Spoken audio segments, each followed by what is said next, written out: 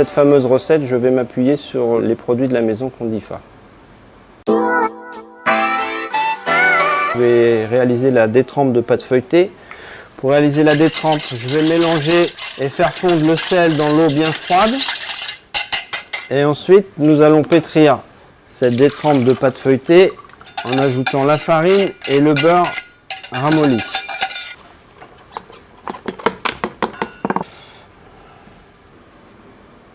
On va pétrir la détrempe jusqu'à obtention d'une pâte lisse et homogène, sans donner trop d'élasticité et de force.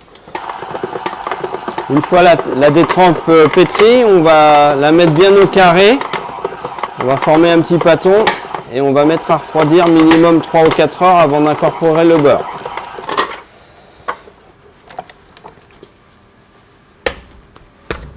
Important de bien mettre au carré et assez régulier en épaisseur. Ensuite, on va bien protéger la pâte avec le film.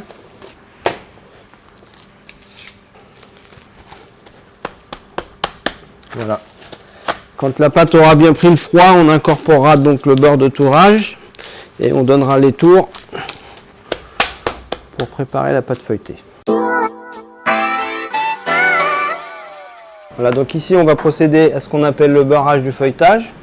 On va étaler la pâte 3 fois plus longue que large. Et on va y incorporer le beurre de tourrage. Donc le beurre de tourrage, c'est un beurre qui a 84% de matière grasse et qui est un petit peu plus sec qu'un beurre traditionnel. Le beurre a lui été mis à texture.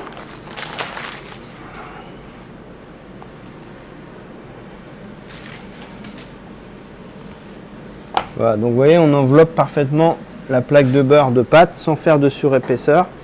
Et ensuite, on va étaler la pâte, encore une fois, 3 fois plus longue que large. Et donc là, on va donner un tour simple, bien au carré. Et on renouvellera 5 fois l'opération pour donner 5 tours, avec des espacements de 2 à 3 heures entre chaque 2 tours, avant d'étaler la pâte pour foncer les flancs.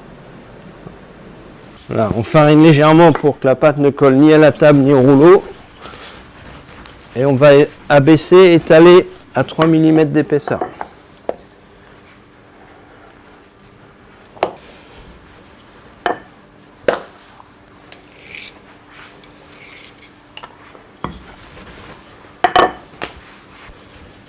Voilà, une fois qu'on a atteint la bonne épaisseur, et surtout qu'on est régulier en épaisseur, on va bien piquer et foncer dans le moule à manquer. On graisse un petit peu le moule.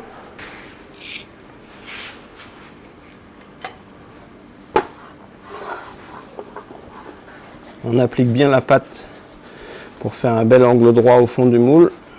Toujours bien foncer avec des pâtes bien froides pour faire un beau fonçage régulier. Alors quand on travaille en série, on peut aussi détailler tous les disques de pâte, les remettre au frigo et ne foncer que 30 minutes ou 1 heure après pour avoir une pâte bien froide.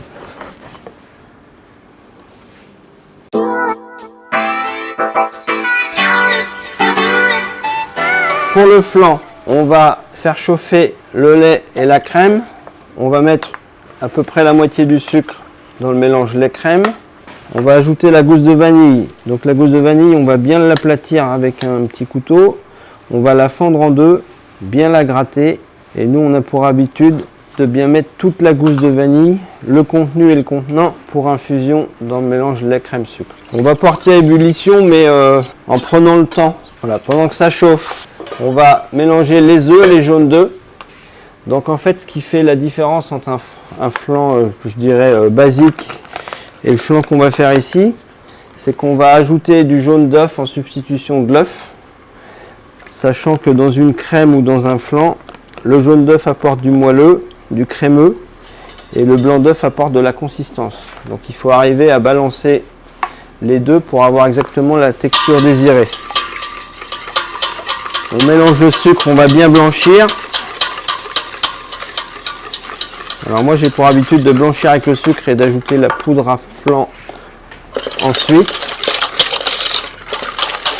Et surtout pas mélanger la poudre à flan avec le sucre, ce qui empêcherait de blanchir les jaunes et les œufs correctement. Voilà. Une fois que le mélange est bien blanchi et qu'on sent plus de granulation de sucre, on va pouvoir ajouter la poudre à crème.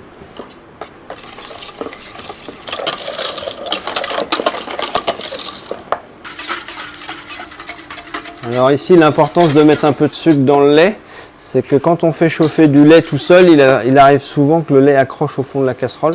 Le fait de mettre du sucre dans le lait, ça évite cette accroche. Donc sur des grosses quantités, ça peut éviter d'avoir une caramélisation du lait et d'avoir des petits points dans la crème à flan finie.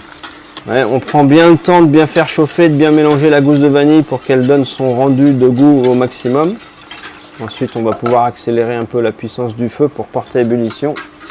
Et on va procéder à la cuisson qui est primordiale pour la qualité du flan. Voilà, alors pour la cuisson, on va verser à peu près un tiers du mélange lait, crème, sucre, gousse de vanille, de façon à détendre la préparation jaune d'œuf, œuf, sucre, poudre à crème. Voilà. Et ce qui est très important, c'est de bien reporter le lait restant dans la casserole à ébullition et de verser doucement la préparation pour qu'il y ait une coagulation instantanée. Plus la coagulation va être instantanée, plus la crème sera fine, lisse, onctueuse et moins il y aura de chances de faire des grumeaux dans la préparation. Une fois qu'on a tout mis, on va sortir du feu pour finir le mélange. On va finir de coaguler.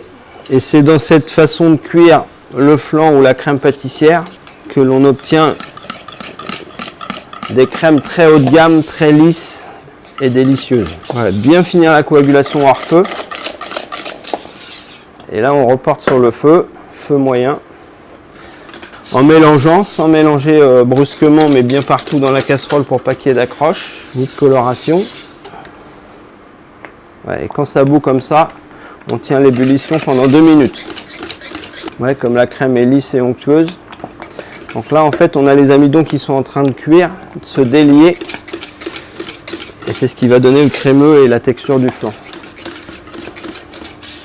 Voilà, une fois que le flan est cuit, on va verser dans les moules à manquer en pâte enfoncée ou en pâte feuilletée. On va prendre soin avec un petit couteau de retirer la gousse de vanille. Donc la gousse de vanille ici, c'est ce qui va donner tout l'arôme au flan. Donc moi je choisis la gousse de vanille Tahitiensis parce qu'elle est très aromatique. Beaucoup plus aromatique et beaucoup plus dense que ses voisines, les autres gousses de vanille. Donc en fait ce qu'on fait, c'est qu'on garnit aux 3/4. On va le laisser refroidir une bonne demi-heure pour qu'il croûte un petit peu. Et dessus, on viendra déposer des myrtilles gélifiées avec de la pectine et du sucre.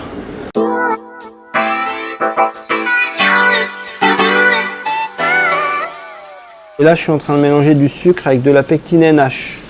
La pectine NH va permettre de cuire les myrtilles sur le flanc et de retenir l'eau. Si on ne mettait pas de pectine, les myrtilles partiraient en ébullition et ça ferait du jus partout. Donc là, on mélange sucre et pectine sur les myrtilles froides. On met des gants parce que ça tâche beaucoup.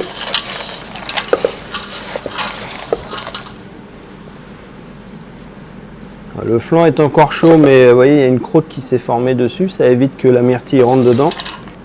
Voilà. Et l'idéal, c'est de mettre au four dès qu'on a disposé la myrtille, comme ça. La plupart des autres flans, on peut se permettre de les laisser refroidir et les congeler si on a envie de les congeler à cru pour permettre une mise en place. Celui-ci, je conseille de mettre les myrtilles juste avant la cuisson. Concernant la cuisson des flancs, nous allons préconiser une cuisson à température moyenne, pas trop élevée, de façon à ce que le flan soit bien cuit partout de la même façon. On va cuire à 150 degrés au four ventilé pendant 1h15, 1h20 environ. Si nous avons la chance d'avoir un four à sol, nous préconisons la cuisson au four à sol à 170 degrés. Nous aurons une cuisson aussi régulière sous le flanc et sur le flanc.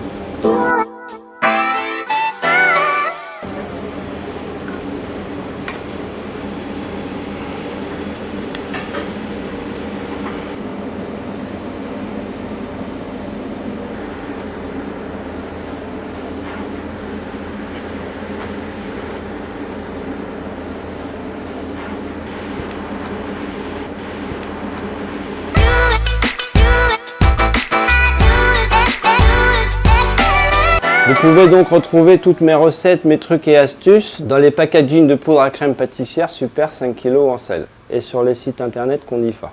A bientôt pour de nouvelles aventures gourmandes.